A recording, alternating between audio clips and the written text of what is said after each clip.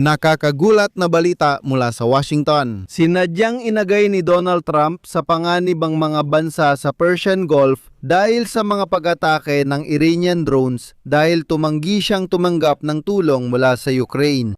Ang pahayagang Axios na malapit kay Stephen Witkoff ay nagsabi na ayon sa kanilang impormasyon, halos 7 buwan nang nakalipas ay sinubukan ng Ukraine na ibenta sa Estados Unidos ng Amerika ang kanilang napatunayang teknolohiya sa labanan para pabagsakin ang mga attack drones. Ang mga drone interceptor na iyon ay hinahanap na ngayon ng Estados Unidos at mga monarkiya sa Persian Gulf. Noong Agosto, ipinakita ng Ukraine kay Donald Trump ang proyekto para protektahan ang mga base militar ng Amerika sa gitnang silangan laban sa Iranian drone gamit ang napatunayang sistema ng pagharang.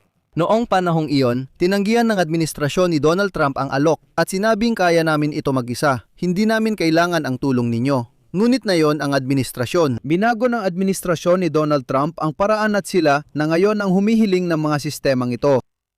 May isa pang kawili-wiling impormasyon dito. Lumabas na gusto lang talaga ng mga anak ni Donald Trump na bilhin ang mga kumpanyang Ukrainian na gumagawa ng mga drone para lang kumita, pero hindi ito natuloy. Sa huli, walang proteksyon ang mga bansa sa Persian Gulf kahit inalok ng Ukraine ang tulong laban sa Iranian drone sa loob ng 7 buwan.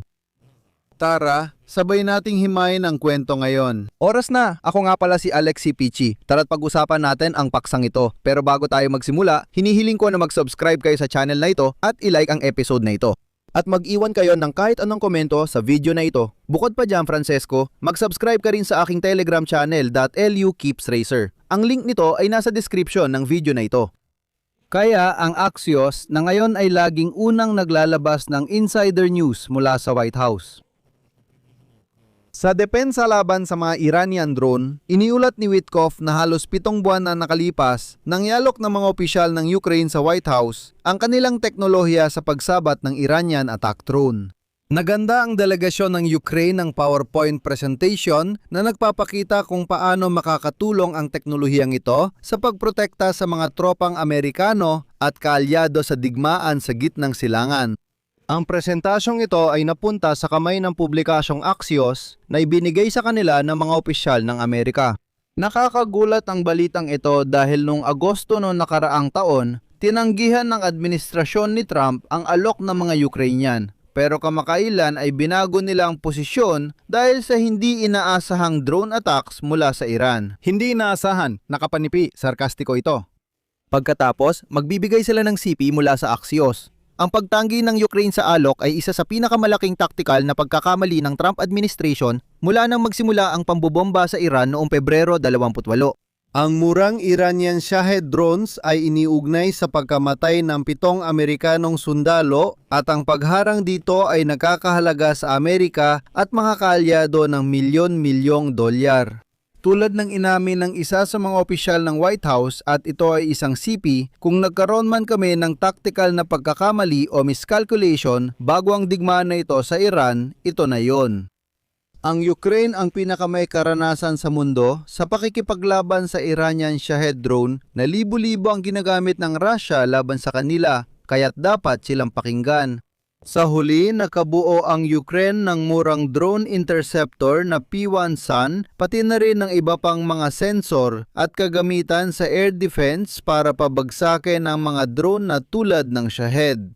Ang mismong drone interceptor, na kilala na ngayon sa tawag na P-1 Sun, ay talagang mura. Kumbaga, mura kung ikukumpara sa presyo ng mga armas. Bukod pa dito, may natatanging acoustic monitoring system ang Ukraine para sa airspace na hindi pinalalampas ang kahit isang Shahed drone kahit pa hindi ito makita ng mga radar. Ayon sa ulat ng Axios, noong Agosto 18 sa isang closed-door meeting sa White House, inialok ni Pangulong Volodymyr Zelensky ng Ukraine kay Pangulong Trump ang drone interceptor para palakasin ang ugnayan ng dalawang bansa. Nag-alok si Zelensky ng tulong bilang pasasalamat sa suporta ng Estados Unidos sa gitna ng agresyon ng Russia.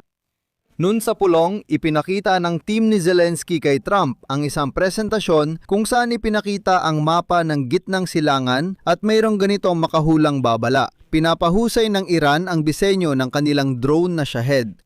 Sa presentasyon, nabanggit ang ideya ng paglika ng mga sentro ng operasyon ng labanan gamit ang mga drone sa Turkiya at Jordan, pati na rin sa mga bansa sa Golpo ng Persia kung saan may mga base ng Amerika upang labanan ang banta mula sa Iran at mga kaalyado nito. Ipinakita ng Ukraine kay Trump, tingnan mo ang mapa, dito ang mga base militar, dito namin ilalagay ang mga interceptor at acoustic monitoring systems. Lahat ito protektado. 7 buwan ang nakalipas, inalok ng Ukraine sa mga Amerikano na magtayo ng malakas na sistema laban sa Iranian drones sa gitnang silangan na ngayon ay daan-daan ng umaatake sa Persian Gulf na sana'y naiwasan. Pero tinanggihan ni Trump, sabi niya kaya nila ito at bakit daw namin naisip na matutulungan namin sila. Tayabangan at sobrang kumpiyansa ng administrasyon ni Trump ang nadulot ng masamang resulta sa kanila. Ngayon, ibabahagi ko ang sipi mula sa Axios na nagpapakita ng panganib ng pag-iisip ng grupo ni Trump. Kinumpirma ng Amerikanong opisyal na nagpresenta ang grupo ni Zelensky sa Trump administration at nagbigay siya ng palagay na ang ilan sa administrasyon ni Donald Trump ay naniniwala na ang leader ng Ukraine na si Zelensky ay masyadong mahilig magpasikat at hindi nagbibigay ng sapat na respeto sa mga bansang satellite. Parang sinasabi nila na ang Ukraine ay wala namang maitutulong sa lipunang Amerikano lalo na sa grupo ni Donald Trump. Ibig sabihin, basta nilang tinanggihan ang ideya na yon dahil grupo ni Trump ito. Si Trump na kayang tapusin ang digmaan sa isang pitik ay hindi kailangan ng tulong ni Zelensky. Ngunit nitong Huwebes, biglang napansin ng kampo ni Trump na wala silang panangga sa drone ng Iran at binobomba lang ang kanilang mga kaalyado sa gitnang silangan. Kaya naman, opisyal na lumapit ang White House sa Ukraine sa opisina ni Pangulong Zelensky para humingi ng tulong sa paglaban sa mga drone. At mahalagang maintindihan dito na ang 7 sundalong Amerikano na namatay na sa digmaang ito ay napatay mismo dahil sa mga pag-atake ng mga drone ng Iran. Noong Biyernes, inanunsyo ng Estados Unidos ang plano nitong mag-deploy ng MIRAPS drone system laban sa Shahed, kasunod ng reklamo ng mga kaalyado sa reyon sa mga pag-atake. At narito pa ang isa pang sipi mula sa Axios. Sinabi ng opisyal na nakakabigo pa rin ang naging tugon sa mga Iranian na drone. Inamin ng isa pang Amerikanong opisyal na sana ay nakatulong ang mga Ukrainian na drone kung naipadala agad. Ngunit idinagdag niya na kahanga-hanga ang ating mga aksyon sa larangan ng digmaan. Ibig sabihin, kahit dito, ayaw pa rin nilang aminin ang pagkakamali, pilit pa rin nilang sinasabing ayos ang lahat. Tama, umaatake ang Iranian drone pero ayos pa rin ang lahat. Sige, ilagay na ang mga numero. Ang Iranian Shahed, ayon sa mga pagtataya, ay nagkakahalaga ng mula 20 hanggang 50,000 dolyar depende sa modelo. Pinabagsak ng Estados Unidos at kaalyado ang mga Shahed gamit ang Patriot missile na nagkakahalaga ng 4 na milyong dolyar bawat isa. May mga video ring lumabas na nagpapakitang pinabagsak ng mga Apache helicopter ang parehong Iranian drone. Nanghako ang United Kingdom na magpadala ng Wildcat helicopter na may anti-drone missile. Martlet. No. Para sa paghahambing, ang gasto sa paggawa ng Ukrainian na drone interceptor ay 1,000 dolyar. At napatunayan na ng sistema ang bisa nito. Sa huli, ibabahagi ko ang sipi mula sa Axios.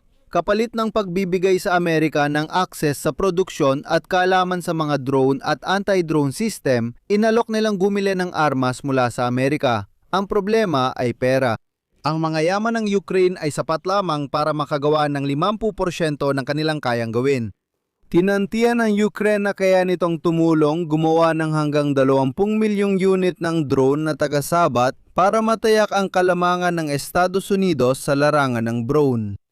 At panghuli, iniulap niyon ng Wall Street Journal na sina Eric Trump at Donald Trump Jr. ay nag-i-invest sa bagong tagagawa ng drone na Power US na nagpaplanong makuha ang mga teknolohiya mula sa Ukraine. Sinuportahan ng mga anak ng Pangulo ng Estados Unidos ang isang kumpanyang gumagawa ng drone upang tugunan ang pangangailangan ng kagawaran ng tanggulan ng Estados Unidos at solusyonan ang problema matapos ipagbawal ng gobyerno ang mga bagong Chinese drone sa Amerika.